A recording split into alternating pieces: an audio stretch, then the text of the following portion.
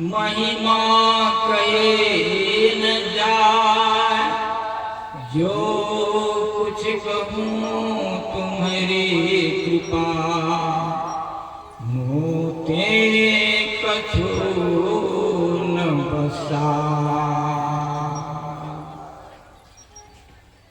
भूतल भूषण पुण्य प्रभामय भूषण, सुख शांति सुकर्म सुधाकर, सुषमा सुचि सद्गुण आगर, सर्वतंत्र स्वतंत्र जनतंत्र भक्त, प्रश्विनी भारत भूमि के पूंजीभूत ज्वाल पुण्य, भौतिक तथा आध्यात्मिक दुखों की ज्वाला में तड़पते हुए मानवों को परम शांति की सुधा पिलाने वाले, स्थूलाकाश की उड़ानों से उन्मत्त मानवों को अध्यात्म गगन में विचरण का संदेश देने वाले, भारत के गौरव गरिमा के प्रति युग प्रवर्तक, युग संस्थापक, युगाधार, युग निर्माता, युग पुरुष, तेजस्वी ओजस्वी वर्चस्वी मनस्वी असस्वी गैरिक पटधारी, बाल ब्रह्मचारी,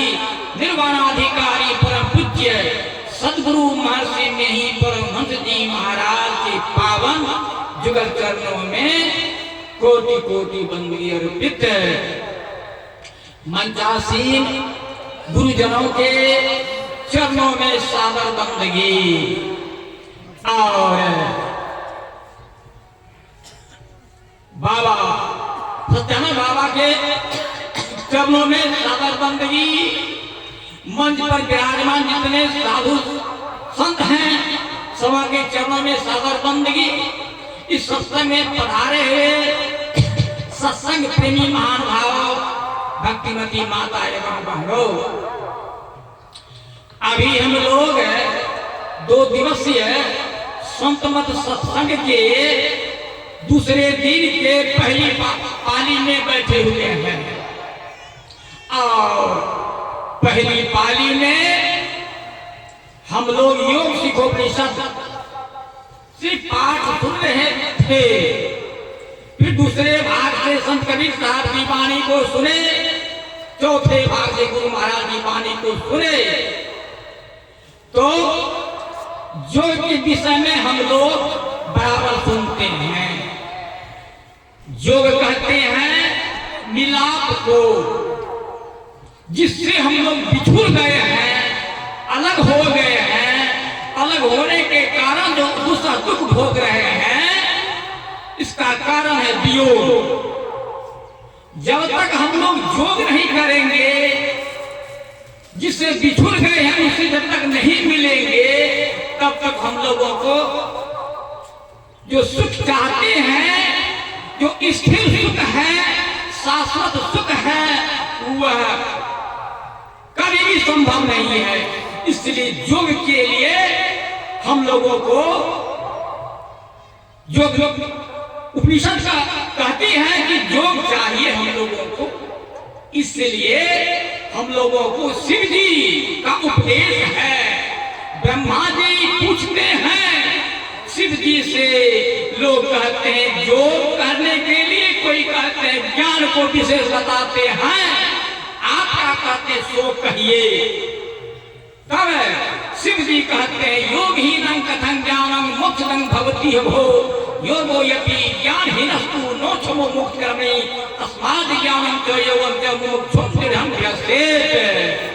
कहते हैं योगहीन ज्ञान मोक्षप्रद भला कैसे हो सकता है, और ज्ञान रहित योग भी मोक्ष कार्य में समर्थ नहीं हो सकता है।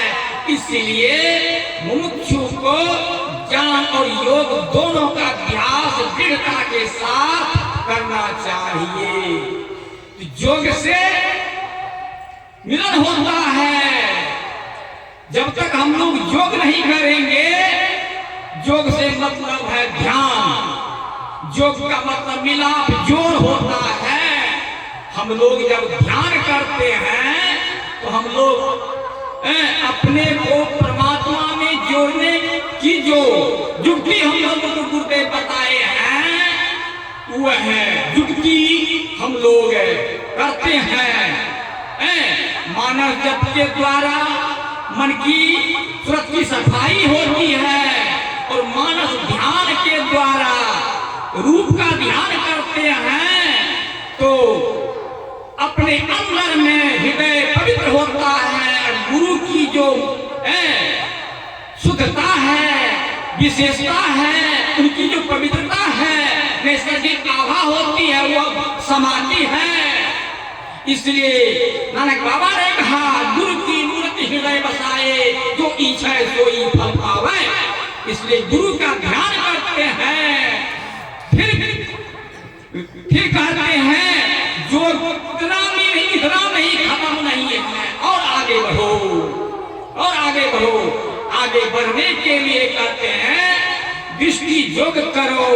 इसी को भगवान श्री कृष्ण ने उद्धव से कहा कि पहले मेरे सर्वांग शरीर का ध्यान करो, फिर चेहरे का ध्यान करो, और फिर शून्य का ध्यान करो। शून्य ध्यान सन के मन माना तुम बैठो आत्मस्थाना। फिर कहते हैं शून्य ध्यान के बाद अंतिम साधन है नादानुसंधान है, जिसको नाम भजन कहते हैं, सत जो कहते हैं। कहते वह जो अंतिम साधन है, वह जो करते हैं उसे परमात्मा की प्राप्ति हो जाती है। कुछ पाने के लिए बाकी नहीं रह जाता है, यह योग के अंदर है। इसलिए योग करने के लिए संत महात्मा ऋषि मुनि कहते हैं, फिर ज्ञान कहते हैं। ज्ञान जो अभी हम लोग सत्संग में बैठे हैं, इसे ज्ञान जग में कौन ज्ञान मिलता है? उसी योग संबंधी बातों की चर्चा होती है कि जब तक योग नहीं करेंगे परमात्मा से मिलन नहीं हो सकता है। इसलिए इस सत्संग में वही ज्ञान किया जाता है, उसी योग संबंधी बातों की चर्चा होती है। इसलिए ज्ञान चाहिए। ज्ञान अपने को जान लेना। हम लोग अपने को भूले हुए हैं।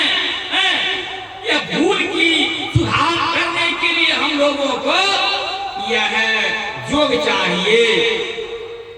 ये कबीर पंथ के साधु आए थे हमारे मोहनिया में। वे कहते थे कि आप लोग आंख बंद करके बैठते हैं, ध्यान करते हैं।